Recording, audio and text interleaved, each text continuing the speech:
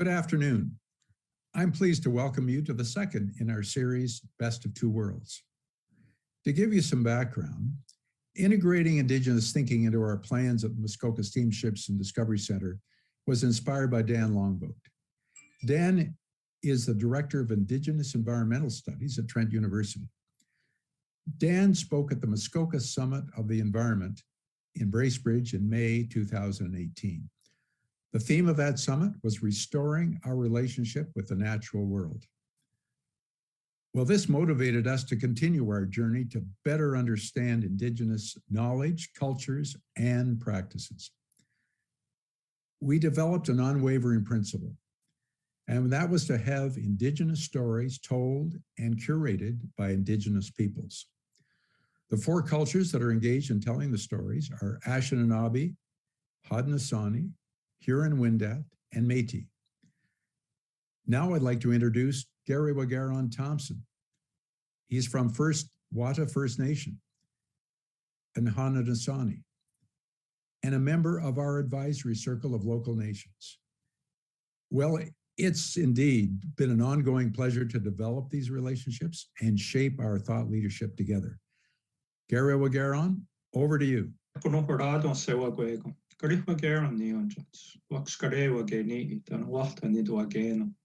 Greetings, everybody. My name is Gary Wagaron. I come from Walta Mohawk territory, which I like to say is the center of the universe where the sun always shines. I am a participant or a volunteer with the advisory committee for Muskoka Confluence of Cultures, which will be an exhibit that will be attached to the Muskoka Steamships and Discovery Center. We're very excited about this development. It's a great partnership. We get to learn a lot of things about one another. This takes things further. This 5-part webinar that's been inspired by Dr. Norman Yan, called The Best of Two Worlds, Lessons for Sustainability from Indigenous Ecological Knowledge and Western Science. It provides an opportunity to have an exchange of ideas, exchange of philosophies, exchange of practices. In exchanging ideas like this, we get to learn more about each other, and we can help create greater understanding. So I really appreciate this opportunity. I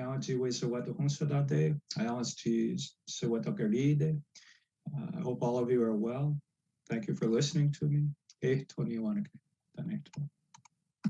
now over to John Miller. Hello, everyone. My name is John Miller, President of Muskoka Steamships and Discovery Center, and I'd like to welcome you to our webinar, The Best of Two Worlds, Lessons for Sustainability from Indigenous Ecological Knowledge and Western Science. We would like to acknowledge the First Peoples, who for thousands of years before us were and are still the keepers and caretakers of this land where we now live and work. We're dedicated to honoring the Indigenous history and culture and committed to moving forward in the spirit of reconciliation and respect with all First Nations, Métis, and Inuit people. In particular, for Muskoka, all four cultures, Anishinaabe, Haudenosaunee, Huron-Wendat, and Métis that inhabited these lands either currently or historically. We recognize all the generations of Indigenous people and their historic connection to this place, and we are grateful for the opportunity to gather here at this time. So this webinar is a 5-episode series, and it's a collaboration between Muskoka Steamships and Discovery Center and the Friends of Muskoka Watershed, where we discuss sustainability with an Indigenous perspective. Together, we discover how Indigenous practices and Western science can contribute to a healthier planet. You'll meet thoughtful Western and Indigenous environmental professionals and listen to their different approaches to stewardship of the environment based on their years of engagement in ecological management. And in the case of Indigenous ways, thousands of years. By gaining a better understanding of the two approaches, we can improve the potential for a more sustainable future. I'd like to introduce two members of our team. Jordan Waynes, our Assistant General Manager for the ships, is in charge of the technical aspects of the webinar behind the scenes. And Ann Curley, our Operations Manager for the Discovery Center, will be running the Q&A at the conclusion of the presentation. You, the audience, are encouraged, please, to post questions in our chat function during the webinar, and then we'll read them to our presenter. If your question's already been posted, or if you want to hear another question asked that's already been posted in the chat, in the Q&A, please click like on that question and it'll move higher in priority. We can't answer all the questions in the time that we have, so if you send a question to the email that's posted in the Q&A, then we'll try and work on those answers for you. So now I'd like to hand it over to our co-moderator, Dr. Norman Yan, to introduce our speaker tonight. Norman. Thank you, John, and thank you everyone for participating in this second webinar of the series, where we're really going to get into the nitty-gritty of finding the best of both worlds of knowledge. It's my great pleasure to introduce today's webinar speaker, Professor Sue Chiblow, or Ogamo Anagkwe. Ogamo Anagkwe was born in the Crane clan and raised in the Garden River First Nation near Sault Ste. Marie, my hometown. She's worked extensively with First Nations communities for the last 3 decades in various environmental fields. She has a Bachelor of Science degree with a minor in chemistry and a master's degree in environment and management, and is currently, I think, close to completing her PhD at York University with a focus on the knowledge of water. Nebe gi kendaaswin. She's exploring humanity's relationship with water and improving our relationship with it and all other life. Sue is the recipient of a Vanier Graduate Scholarship, and as a former academic, I can tell you that's very prestigious, granted to a small number of scholarly students who display leadership potential, research potential, and academic excellence. This is actually consistent with her having been born into the Crane clan, given my limited understanding of what the Crane and Loon clans actually do, the guiding voices of society, showing great leadership. Okay, so Sue has a very active participant in water walks, water ceremonies, water gatherings, and learning the shared responsibilities to waters. She's worked extensively with First Nations peoples and is a volunteer for the traditional ecological knowledge elders of the Robinson Huron Treaty Territory. I believe we have much to learn from members of the Crane clan, and I look forward to Sue's webinar today. Take it away, Sue. Ani bojo Sue Chiblow dishnika zogoma na kwe indigo chak indigom kitagon zi being in Dunjaba Anishinaabek Ojibwe and Dao kitagon zi being in Don Nogum and Anishinaabek Aki in Dunjaba. So my English name is Sue Chiblow. My spirit name is Ogama Anagkwe, and today I'll be sharing a slide presentation for you. You just give me some beginning, and there we go. All right, so thank you everybody for joining. Today I'm going to be talking about Anishinaabek Kweok Nibi Geek and Daswin Min, which pretty much means women's water knowledge, our water knowledge. So before I get into the slide, I wanted to first acknowledge that these are the lands and the waters that govern me. I am from the Garden River First Nation, which is in this yellow box, part of the Robinson Huron Treaty Territory. And these are the waters that are part of my ancestors' territories. And as part of my land acknowledgement, I understand that I am responsible with responsibilities to these lands and waters. And if I was in somebody else's territory, I would be responsible to them, as that is their territory, and to their knowledge, and standing with them in their knowledge. Included in this territory, I'm governed by the animals, the birds, and all the species that live here, that were here prior to humans being here. So as everything with Anishinaabe people, and I can only speak from an Anishinaabek perspective because that's who I am. I can't speak from a Haudenosaunee or a Muskoka or anybody else's perspective. And in Anishinaabe, I've been taught that everything starts with spirit. So what I did today was I put out my asema, my tobacco, and asked that I am able to share this knowledge in a good way and from my heart. and also understanding that this knowledge that I'm sharing is not mine. I am only a carrier of it. It comes from many, many different sources, including the lands and from elders that I've worked with for the past several years, and then with the participants who participated in my research study. So one thing I wanted to mention is that we are not all the same. When we talk about Indigenous knowledge systems, it's really important to understand that we are not all the same. We have different languages, we have different cultures. This map is an example of the different Aboriginal languages of Canada. And as you can see, with all of the different colors, there's well over 50 different languages in Canada alone. One thing that I'd like to start with is Dubwin, which is truth. Sharon Venn, who is an international Cree lawyer, who is also instrumental in chairing the Indigenous nations for the United Nations Declaration on the Rights of Indigenous Peoples. And she always reminds us that we were never discovered. We were here living, we were not conquered. We were living in our territories. We were not terra nullius, lands without people. We were here occupying these lands, governing ourselves, and we never had to get permission to make treaties. And it's important to understand that, because when we made treaties with the Crown, there was an act that was passed that gave them permission to make treaties with us as Indigenous nations. We did not have to get that type of permission. Before colonization, in which we were intact as Indigenous peoples, we had absolute authority over our lives. We were born into and lived in a universe which was entirely of our own making. We did not ask, need, or want to be discovered by Europe. And I think understanding this part of history is because it's not normally taught inside universities or inside academic institutions. And this is part of starting to learn what the true history of Canada actually is. So in terms of us being here, we have our own creation story. We have our own language, which is called Anishinaabek. We understand that we are the baby of creation, that everything has spirit, the earth is alive, and everything is imbued with spirit. We have 7 sacred teachings. Some people call them the grandfather teachings or the grandmother teachings. Some people refer to them as laws, but these teachings are what guided our behaviors on this part of the Turtle Island on which we live. We were inside clan systems. And as mentioned earlier, I am part of the Crane clan.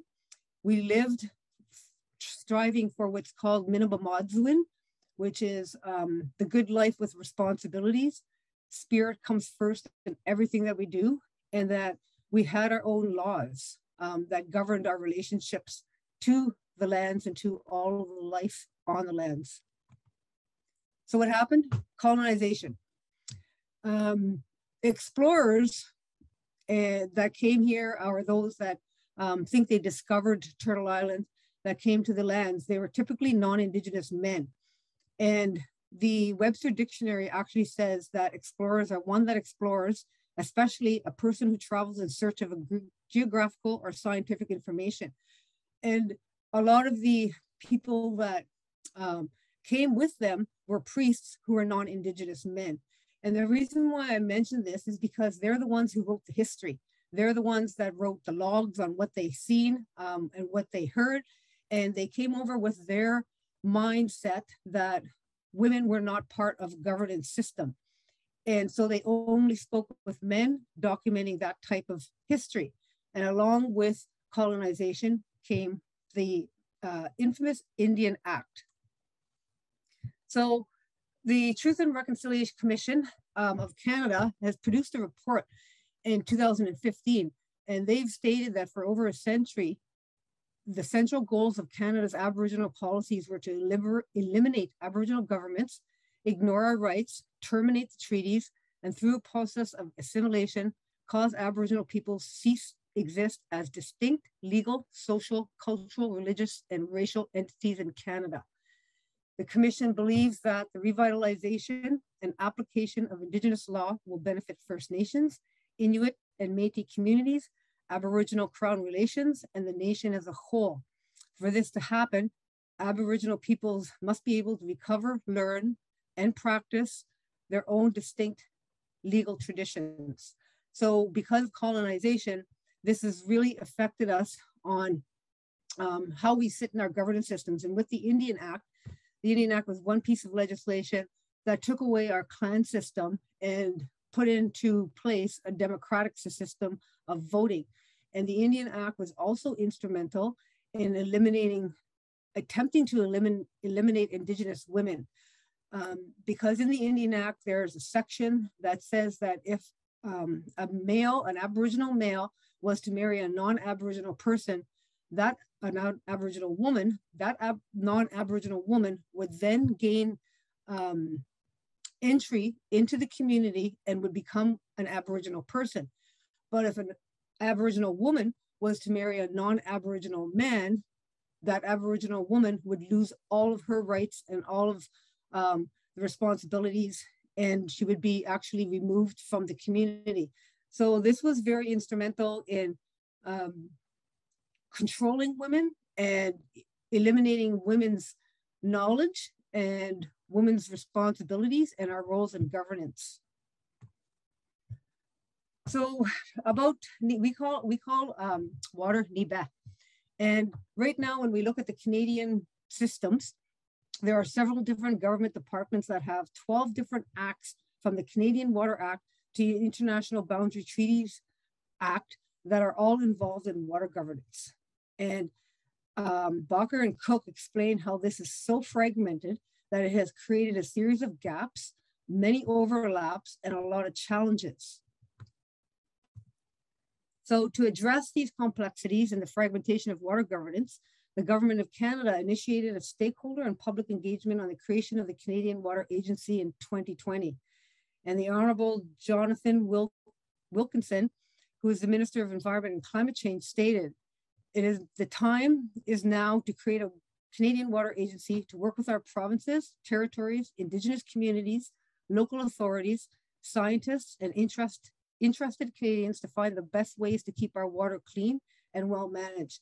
So we're at the point now where the ministers are starting to acknowledge that the Indigenous communities do have knowledge that is instrumental in helping to keep the waters clean and well managed.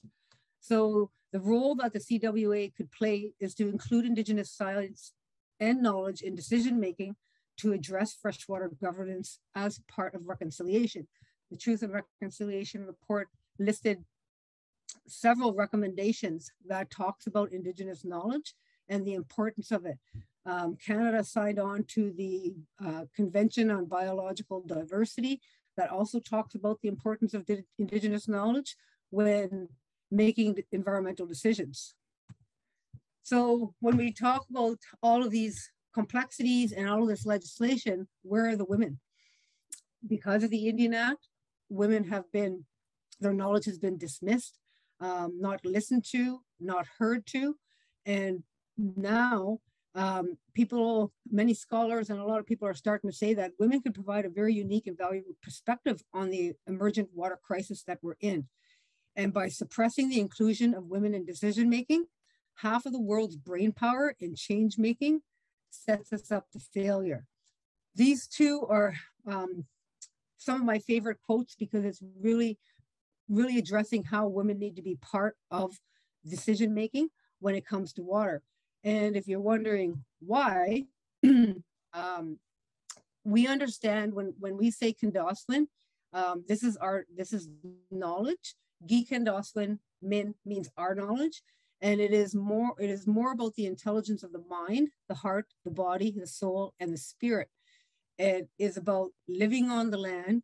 It comes from many different sources. It can be from direct observation and experiential learning. It comes from ceremony, and it's typically been orally transmitted through songs, through ceremony, through our dances, by storytellers. And so this knowledge is as old as we are in terms of living on Turtle Island, but it's not stagnant. It's not stuck in time. It continues to evolve. And so when we ask why should women be part of the governance when it comes to water decision-making, it's because women are water keepers. We are water carriers, and we are the lead in water ceremonies. So it is our responsibility to protect the waters. And when I talk about water carriers and water keepers, it is because women are the only ones that can carry that water lodge to bring forth life. We actually mirror what the creator does in actually creating life. And when you think about in the springtime, those spring waters come rushing in and all new life forms. That's a similar process that typically is supposed to happen with women. When the water rushes through, then new life comes from the women. So in our worldview, we understand that water is a being, it's alive, it's imbued with spirit. It collects knowledge, it is medicine, and that it actually can govern itself. Nibi onji bimadzwin is how we say water is life. Water is life for everything on the planet. I'm sure that the previous speaker in the last session talked about if we did not have water, then there would be no life. And also to talked about all of the little creatures that live in the water, and understanding that the water is alive with them and for them, but also that water is alive for us and with us. Anishinaabek women also understand that there are 4 different types of waters. We have waters from the sky, we have waters on the land, both fresh and salt, and we also have women's water. So this is part of what connects us to that responsibility to care for the water, because that responsibility is also that we care for the water within ourselves so that we can bring forth life. And also too, more often than not, when we talk about environmental governance, we talk about it from a perspective where it's human-centered, and we don't think about all of the responsibilities and the relationships that the sky world has. So for instance, Nokomis Gizis, which is grandmother moon, she also has a connection to the waters. She is the only one that can actually entirely move an ocean. She controls the waters, and she has cycles that she goes through, 13 different moon, but going through a 28-day cycle.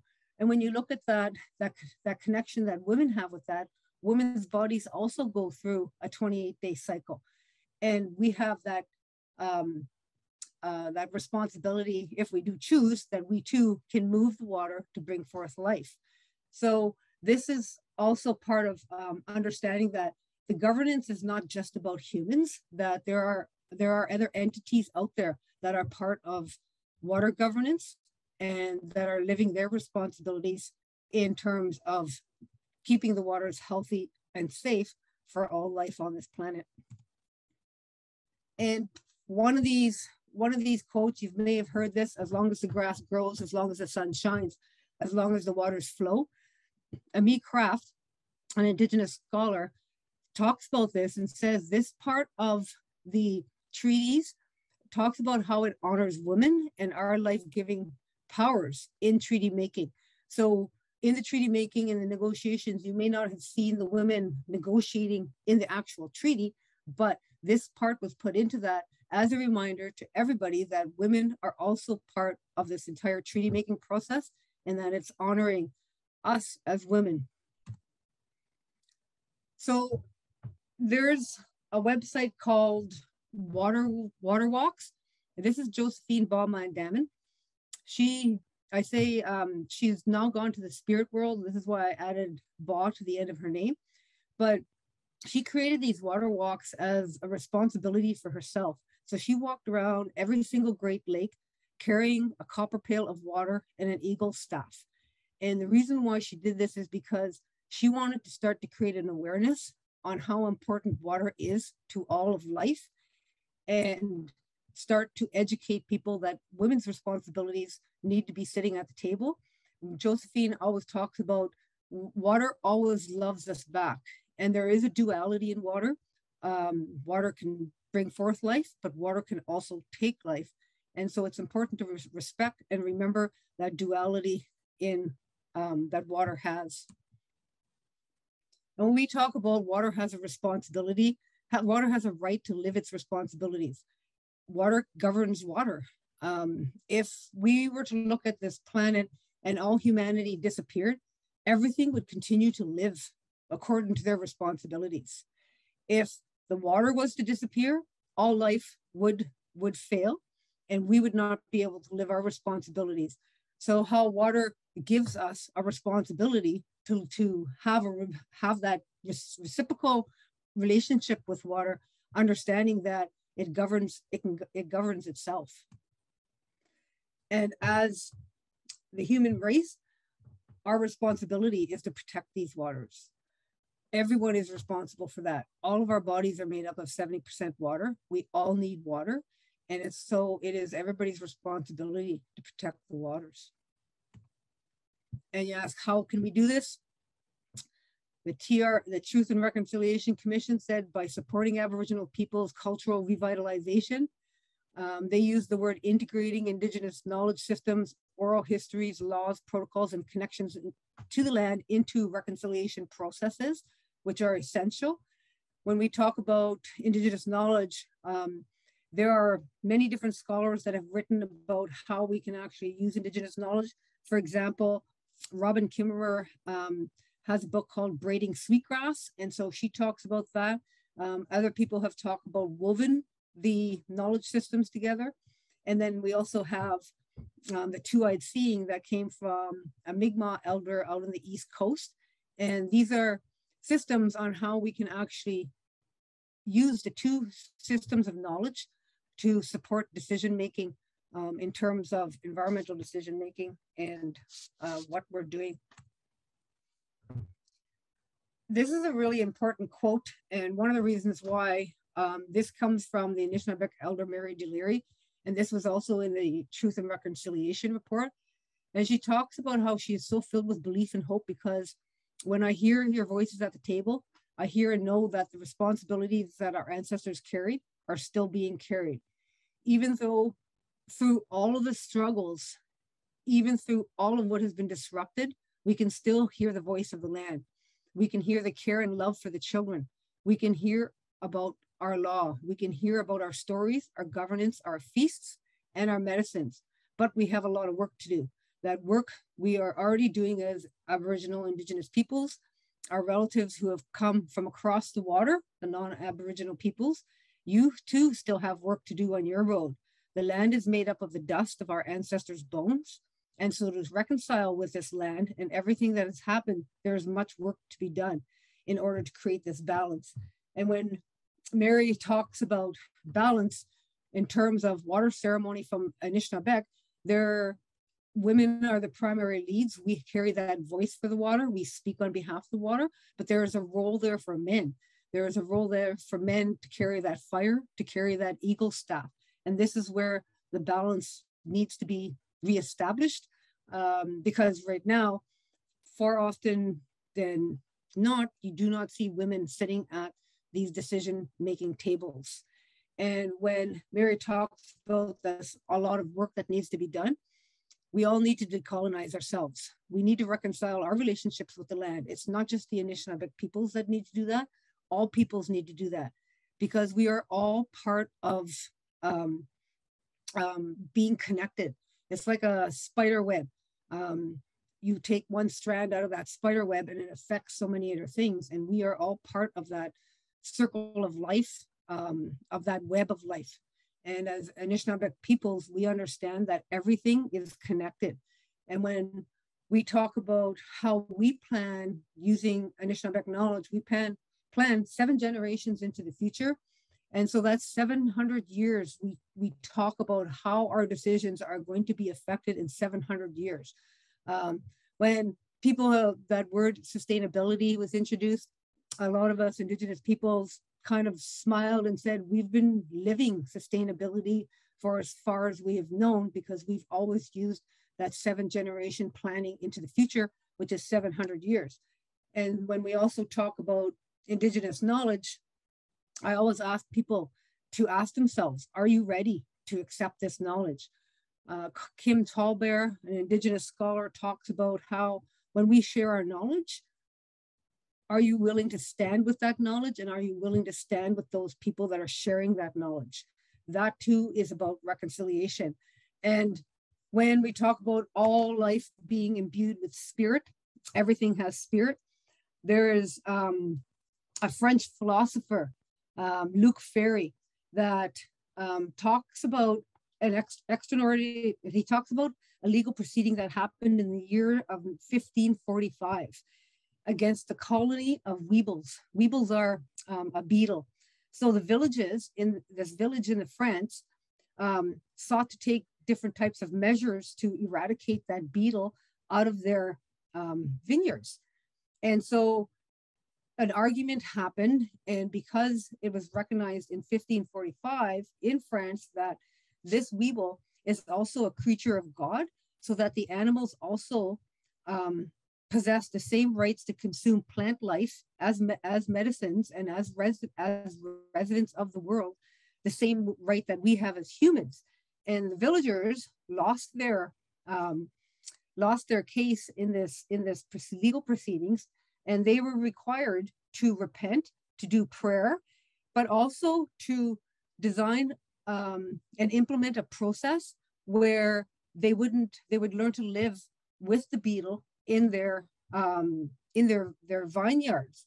And so when I mentioned this, I mentioned this because a lot of non-Indigenous peoples, people from Europe, there were also Indigenous peoples prior, a long time ago there too. And so when we talk about there's a lot of work that needs to be done, that responsibility is upon each individual to understand where you came from and what your knowledges were prior to colonization, patriotism, consumerism, and all of those fun things that have now created the climate crisis and the situation that we are currently in terms of not being able to drink the water because it's so contaminated. Do you have any questions? Yeah, I'm sure we got some good questions in the chat, and here's Anne, and she'll lead the Q&A. Thank you, Jordan. Miigwech Sue, your sharing of your water knowledge, the important role of women as recognized water keepers in the protection and nurturing of water was outstanding today. Thank you very much. So we're going to move into some of the questions we have in the chat or the Q&A session right now. There's some great questions here.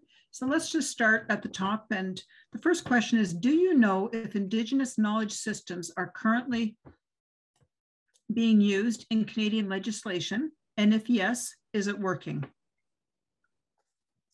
So Dr. Henry Lickers could probably speak to this. He was instrumental as part of an Aboriginal committee in the Species at Risk Act, which is the first federal legislation that recognizes Aboriginal traditional knowledge. And so the Species at Risk Act does use Indigenous knowledge, but it's an extractive process.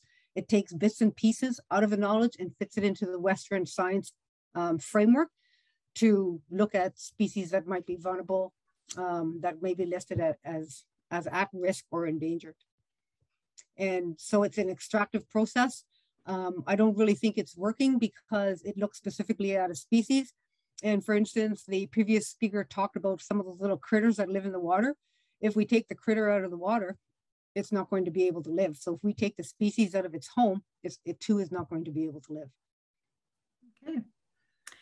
What actions can we take to help give Indigenous women more of a voice when it comes to environmental issues? I think that women need to be supported. We can take a look around at some of the events that have happened on Turtle Island. When I say Turtle Island, I'm talking about Canada, the US, and Mexico. And so, for instance, I think everybody might be familiar with Standing Rock. Standing Rock was initiated by women to protect the water. We look at the tiny house warriors and the Wet'suwet'en that are opposed to the pipeline that's out in BC. This too was initiated by women. And so I think part of supporting women and raising their voices when they start doing these types of actions and educating everyone that women have that responsibility, because we call the earth Mother Earth, and as women we all have the opportunity or the option to be a mother. We have that special connection to ensure that for the future generations, for those yet to come, that they too have a healthy environment to live in. Great. So this next question has 3 parts to it. I'm going to ask the first 2 parts and then followed by the third.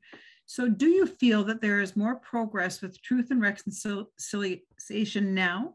If so, what do you feel are the key steps that are being taken now to address this successfully? That's in some areas, definitely it is. There is a lot of more progress, but again, in some other areas, it's not. You know, there are key steps that have been mentioned, how to address this. And I think part of the whole truth and reconciliation is the responsibility is on each individual. We can't wait for the government to tell us what to do. We as individuals have to step up to the plate and start to understand what our responsibilities are to each other and to the land, and how do we establish meaningful, respectful, healthy relationships. So in some areas it is, and in some areas I don't think it is working very well yet. Can you identify what some of those major areas are? There's science is beginning to understand, I suppose, and how it's been coined, the usefulness of Indigenous knowledge, but it's taken out from, a lot of times it's taken out of context. So it's actually being extracted. And I think reconciliation is also about that relationship that we had when we signed those treaties. So understanding which treaty your area you're in. And again, I think that this is each individual's responsibility. It's not up, again, for us to wait for the governments to tell us what to do. Having a relationship with anybody is not really a hard thing to do. And if we look at something as simple as, can we all agree that we need water to live? That can be a step on how we start to reconcile our relationships. And you know, a lot of Indigenous peoples that I know, especially the language speakers, don't even like that word reconciliation, because you can't say that. And what some of them have done is that they've turned the word into reconciliation. So what are the actions that you're willing to take in order to start to understand the true history of Canada and to support the Indigenous peoples that are around you? Okay. Are you seeing any pushback on any of these issues? And if so, which ones are where's the most pushback? I think the most pushback is in environmental decision making. Our worldview understands that, you know, we are part of the land. We're not separate from it. We're not above it. We're not below it, that we are actually a part of it. And if we look at the colonial worldview, they look at everything as a resource. They call the trees and the animals resources. They call the water a resource. And we understand that these are not resources, that these are our relatives, these are our teachers and our brothers. So changing that narrative is a really difficult one. And I feel that there's a lot of pushback because Canada's economy is based on extracting resources. And how do we find that balance when Indigenous people say something like, you can't put the pipeline here because it's going to affect this wetland, which affects this species and this species. And typically what happens is Western science then comes in to actually prove what we said is actually true. And so these types of actions cause a lot of tension in those relationships that we're trying to establish. So I think Canada, really the Canadian government, is probably one of the biggest barriers to actually implementing reconciliation. Do you have any suggested books or authors where we can learn more? Oh yes, I have a whole list. So one of the really good books is Robin Kimmerer. It's called Braiding Sweetgrass. She's a botanist. She's Potawatomi. So she's written a few books, but that one is referred to quite often. Anything that Dr. Deborah McGregor has written talks about Indigenous knowledge. And more recently, one of the articles she wrote is talking about the extraction of the knowledge. There's also our knowledge is not primitive, and which is really important because, you know, there's a lot of people that think that that we're extinct, that we're not here anymore. but we are still here. And I think understanding that our knowledge is not primitive is part of looking at that. Anything that John Burroughs has written, he's an Indigenous scholar, and he talks a lot about Indigenous law. And his books are also really, really good. And my personal favorites is Basil Johnson. He shares the stories and in his books, and then it's up to you to understand what the lessons are from that story for yourself. And so one of the things that we explain in our education, in our Indigenous education system, is that there are no rights and wrongs, and that everybody is at a different learning stage in their life. And it doesn't mean that anybody's smarter than anybody else. It's just that the experiences that we have lived through have given us a different understanding. And so Basil Johnson shares a lot of stories that I've used to read to my adult kids when they were children, and they still talk about the lessons that they've learned from those stories. So those are some really good ones. And then of course, yeah, I could always provide us with a list too, and we'd be happy to post it. That's a great idea. I'll provide a list because I have books all over the place. And we'd be very interested in Dr. McGregor's book. She's one of the water women that we do feature in our exhibit, Water is Life. So, yes. So there's a couple here that are not questions, but one is from an attendee who had joined the Grand River Water Walk in September 2018, and it was an amazing experience. And more people need to be aware, knowledgeable, and caring for our waters and all nature. And thank you for conducting the walk. So maybe you could just talk a little bit about a walk. Yes, so I was involved. I participated in the water walks with Josephine and a lot of other women and a lot of other people. And then she asked me to be a co-lead in the 4-direction water walk. So it was called the Mother Earth Water Walk. And what we did is I was a co-lead in the north. So we caught a train and then we got a plane up to Hudson Bay, where we stayed. We ended up having to stay there for several days because the permafrost had melted too fast, and the train was rocking back and forth and was going to tip over, I think. So we were stranded in that community for several days. But what we did is we orphaned the water. We conduct a ceremony asking permission to take that water, and then we carry it. We carried it all the way from Winnipeg to Bad River, Wisconsin, where all of the 4 directions of water converged in a ceremony. And the water is, when we're carrying the water doesn't stop flowing and it doesn't go backwards. It's always going forward. And then there was always the eagle staff, and the responsibility was that the men were supposed to carry the staff, but a lot of times men weren't there. So we were carrying both the water and the staff. And then it was always inside a copper pail, because copper has a special relationship to water. Prior to the introduction of plastic, we all had copper piping in our homes that provided us with water. And back then you never heard of E. coli and all of these other nice organisms that are now festering inside these plastic pipes. Josephine also talked about, if you can imagine wrapping your body in plastic, what would happen to you? You would die.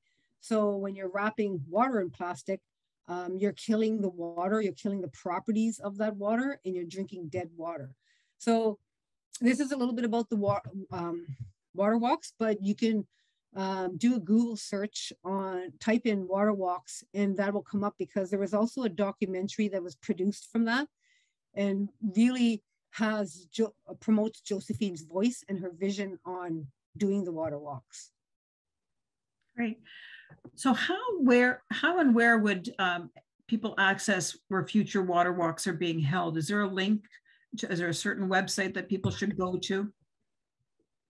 I don't think so. And because of COVID right now, I don't think there have been a lot of water walks going on.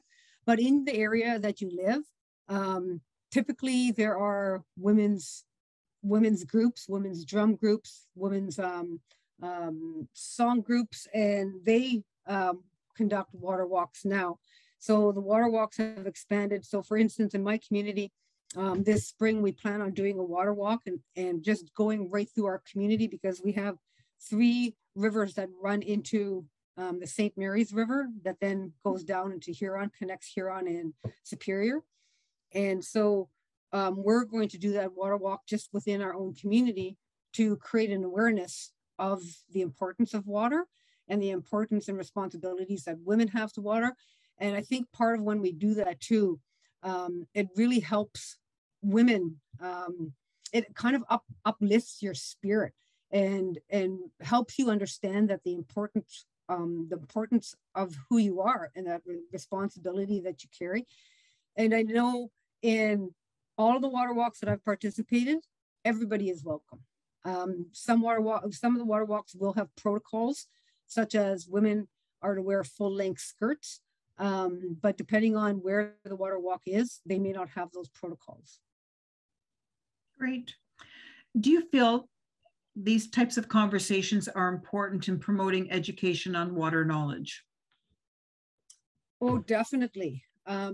Because, and that's the thing, right? Is having these conversations, understanding how our knowledges can actually assist one another. And assist the water. So these types of conversations are really important. I really don't like just, being like the talking head and just always being the person talking. Because one of the things, there's another really good book, it's called Water Voices of the World. And in this book, it has all of the different cultures from across the world that have different ceremonies and responsibilities on how they take care of the water. So, and this is not just, like Indigenous or Aboriginal people as we know it in Canada. And I think this also helps create that conversation and create that importance. And we've done different activities with, they originally were supposed to be with children, but the parents that were there also wanted to participate. And one of the things, I don't know if you've ever heard of Dr. Muraso Emoto. He is, or was, he's also passed on, but he did a study on water. And what he did was he froze the water into separate crystals, and then he played music for it, and it changed the shape of the crystal. He spoke to it, they did prayer to it, and then he put words on a jar. So if you have a glass jar, this is one of the things that I've encouraged teachers to do in their classrooms and even with their kids at home. You have one jar that says the word hate on it, and you put a leaflet of a plant inside that water. And then on the other jar, you put the word love, and you put a leaflet inside that jar. And then you watch what happens. And it's like a scientific experiment, and getting the kids to understand that, water can, and you can also get them to do, say to the water, I love you, you're beautiful, and then say to the water, I hate you. And when we do that type of exercise and thinking about how our bodies are worth 70% of water, our brain is floating around in water. And when we use those types of words, how that actually attaches to your body, to the water molecules in your body. And so understanding that water can hear and it can read and it has all of these capabilities. And so painting on jars, things like, I love you, you're beautiful, on a water jar, a picture of a sunset, something just happy, and drinking that water and having that water sitting in that jar, transforming the molecules and then coming into your body and being able to transfer all of the molecules inside your body. And so we do that exercise quite often, and it can be done with anybody. And I have, I've done that when my children were teenagers, because I'm sure if any of you have teenagers, you know how they can get. And so having that and saying, okay, you need to drink this water out of that jar, and having them calm down from whatever type of emotion they were going through was really helpful. And them seeing that how powerful that water is and how that water is actually a medicine. Great. So in your worldview, does occupation or use of the land result in changes to the water? How much change and what types of changes would be considered sustainable and therefore acceptable? That's okay. So in today's world, yes, definitely land uses changes water. It changes the rivers and streams. It changes the underground water. It changes the waters in the sky because the waters are picked up in the morning. The morning dew is picked up and put back in the sky. So all of these things change the water. There's one elder had asked, we were doing some information sessions on nuclear waste, and we're also doing no, that one's a little bit much. We are doing information sessions on, let's say, lampricide, and the DFO representatives were trying to convince us that we needed to put lampricide into water to kill the lampreys so that there wouldn't be a crash of fish in Lake Ontario. And so one of the elders at the meeting asked him, well, can you drink that? Would you put that inside a cup and give that to your daughter or to your grandson or to your granddaughter? And he said, oh, no. And she says, well, then it shouldn't go in the water. It's as simple as that. And thinking about how do we live in today's world, especially when we're, engulfed in consumerism and those electricity, and we all have computers in front of us and all of these sorts of different things. How do we actually make that sustainable? And my understanding is that there are ways to continue to live this type of life without being over-consumptive and asking that permission from the land. In our worldview, we understand that the land is alive, and so we ask the permission from the land. And if we get the response no, then a no is a no. If we get the response yes, then that type of activity can be conducted. And there's a huge ceremony that's involved in that. And it's amazing right now. A lot of First Nation communities are starting to do that. And the people that they're working with is actually in the mining sector.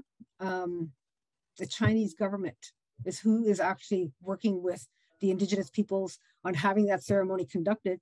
And when that ceremony is conducted, and if they say, no, it can't happen here, it can happen over there sort of thing, and it moves over, they're actually respecting that and not coming out and trying to dig holes into the earth to see if there's a water vein or whatever type of that needs to be protected down there.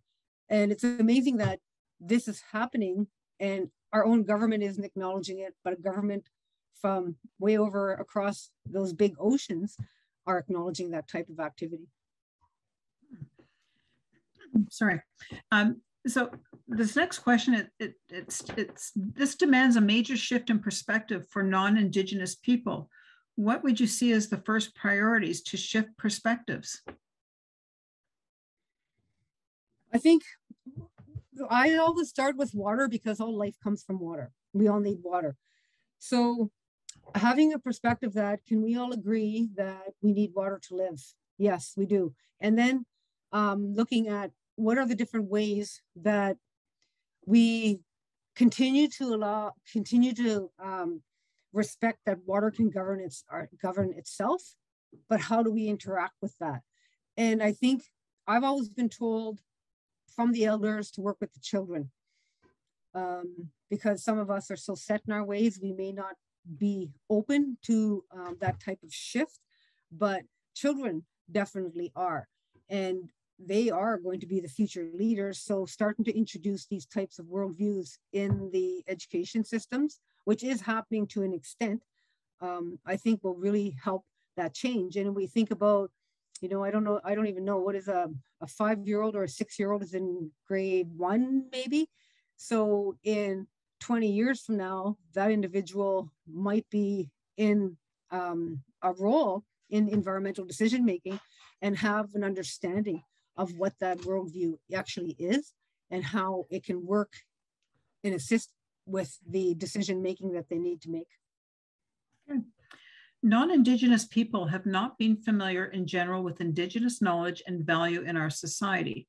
What methods of communication vehicles do you feel can be used to convey more information out to the non-Indigenous people in Canada so that more people become aware of this valuable knowledge and information? There are all types of vehicles. You know, these types of opportunities that we're doing right now seems to be a really big driving force. There's all types of activities that happen in social media that are also educational. There was, prior to COVID, there's musicals. It was called The Children of God. And it was about residential schools. So participating and promoting those types of activities, I think, are so many different ways of learning about Indigenous knowledge systems, but also to my elders have always said that you can read about Indigenous knowledge inside a book, but you can't gain it from a book.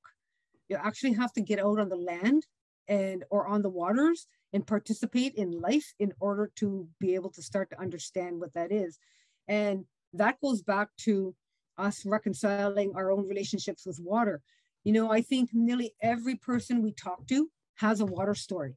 Maybe they remember swimming in a lake or at a beach somewhere when they were children, or even in a pool. You know, everybody has a water story. And I think doing these types of activities and understanding, sharing water stories can bring people together, understanding that we are all connected through water and that we are all part of water. Okay. Could you comment on Autumn Pelche from Manitoulin and her work in bringing this to the forefront? I think it's absolutely amazing that the young woman has done that. She is, I think, a great niece of Josephine Mandamin. So she's learned a lot of teachings from that. She's participated in water ceremonies, and that's part of where that knowledge comes from, on listening to what the women are saying, how those ceremonies are conducted. So I think it's an amazing job on what she's actually been doing. And I hope that she inspires a lot more young women to actually stand up and start to share their voices when it comes to this, because with that young woman from the Europe, that started talking about climate crisis. I think her name is Gretchen. Greta. Well, we have our own Gretchens in Canada, and it doesn't necessarily just have to be an Indigenous person either, but supporting those young people that are starting to understand that if we do not change the road that we are on right now, we may not have a planet to live on. So you've provided a great definition of the problems that humans face. If we went back to pre-colonial times, what would the societies take action on? Okay, well, can you read that again? So you've provided a great definition of the problems that humans face. If we went back to pre-colonial times, what would the societies take action on? I think their hearts would be broken to see how much damage that we've done. Mm-hmm. So I think that once they got over their grief, then, you know, they may be mad at us because, you know, there's that whole grieving process. But I think one of the most important things for me is understanding that we need to work together. Indigenous peoples, for specific, I can only speak to Anishinaabek peoples again, but we had a system of governments that was inclusive of everybody. We didn't vote for one another. Children it depended on which clan you're in, their roles and responsibilities. And you knew that as a young child, you were raised that way. And so all of that came together into one system. And I think that, you know, we can't go back in time, but we need to respect and honor those systems that did work in the past, and how do we bring those forward? I think that collaboration is key, developing partnerships with one another. And sure, we may not like one another, but we need to start to work together. And I think that humanity has the brain power if we bring the right people to the table to address some of these issues that we've caused. Great answer for a difficult question. Thank you. So the next question is, what does it mean when you say water governs itself? So in an Anishinaabek creation story, the recreation story, everything has a responsibility on the earth, and those responsibilities were given to us by the Creator. We didn't create those responsibilities on our own. So the water has a responsibility to provide life, and that's part of its governance system. The tree has a responsibility to convert carbon dioxide into oxygen. This is what I talk about when I'm talking about responsibilities. Certain fish have a responsibility on cleaning the bottom parts of the lake. Birds have responsibilities on, some of them are songbird birds. They bring us pleasure when we hear their voices. Other ones are cleaners. They clean up even our own garbage that we throw out from McDonald's kind of ideas. So everything has a responsibility, and our response, we understand as Anishinaabek peoples that we are the baby of creation. Everything was created prior to humans coming into human form. And so everything has its governance system. It works in a way that we as humans rely on it. And our reliance on these is how we has turned into how we interfere with that. I think Western science is also understands that, you know, when water is running off of out of a creek and coming down rocks, the rocks have that responsibility on how they clean the water and being able to drink from that water at the bottom. So water moves where it needs to go. That's part of it governing itself. We look at how water can move the earth, the landslides and all of those different things, the big waves that come in and absolutely move the earth out of the way. So I think for myself, if I think that I can control water, it's really arrogant, because water can just come in. The rains can just come down and flood us right out of here. So when we talk about that, those are the type of how we understand that water can govern it itself. Okay. Would getting rid of the Indian Act help us move closer to acknowledging Indigenous ways as a way to start healing the planet? I don't think so, because the Indian Act doesn't really talk about environmental decision making, and communities every community is different. Some communities have developed their own membership codes, because there's certain tools that are inside the Indian Act that dictate how we're supposed to do what we're supposed to do. So some communities have developed their own election codes on how they choose their leaders, and their own membership code. So who belongs to their community, who belongs to their band. And it doesn't really talk about environmental decision making, I think. And then with the Indian Act, some women took it to court. So then there was Bill C-31.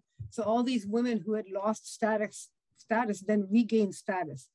But of course, the Canadian government only went that far, and their children didn't have status. Whereas a non-Indigenous woman with an Indigenous man, their children had status. So they went to court again and won again. And so now all of these children now have status.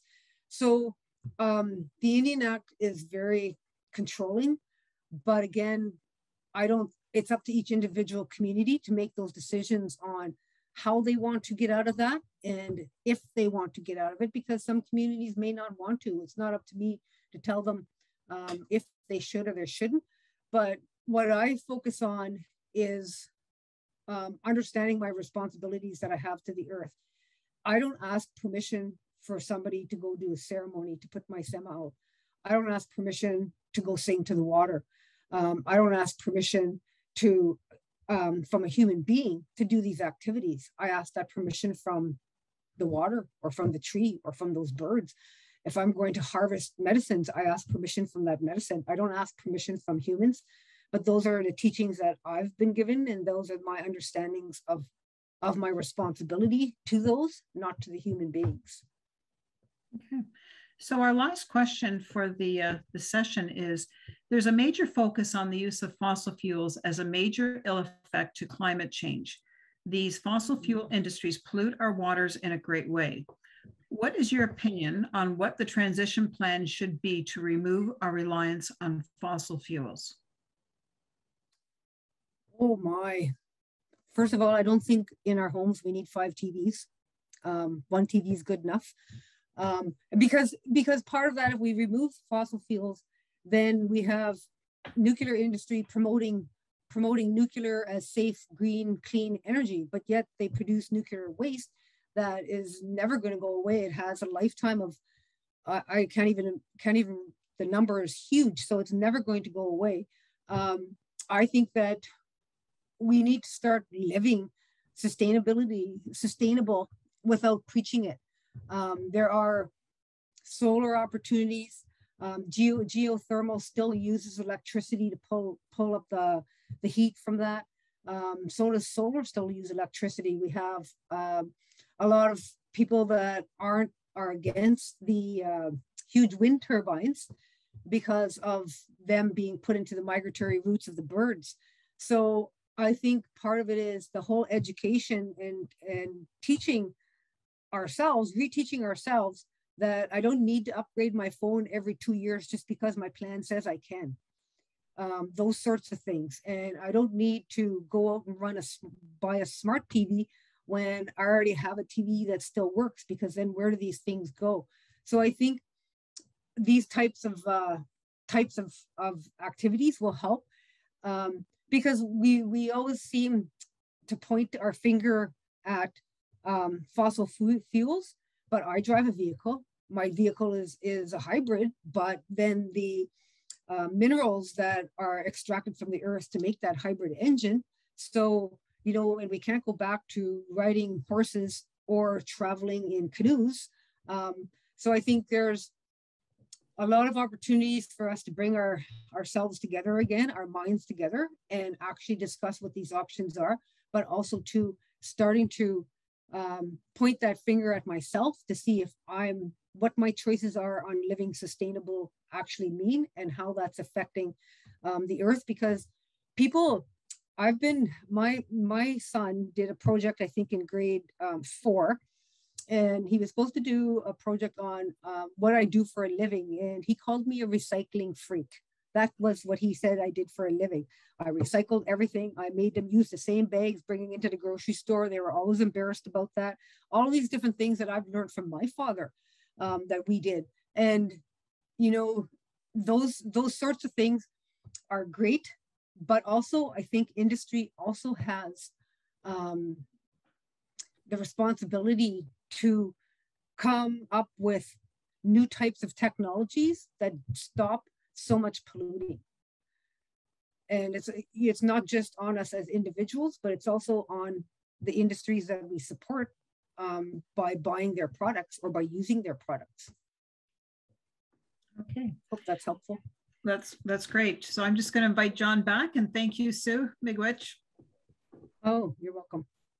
And you might as well just keep your camera on. I'd like to thank Sue as well. And there's just, Sue, there's a couple of comments in the chat that I just wanted to read to you before we go. So one is someone saying hello from Quadra Island, BC, where she gratefully lives.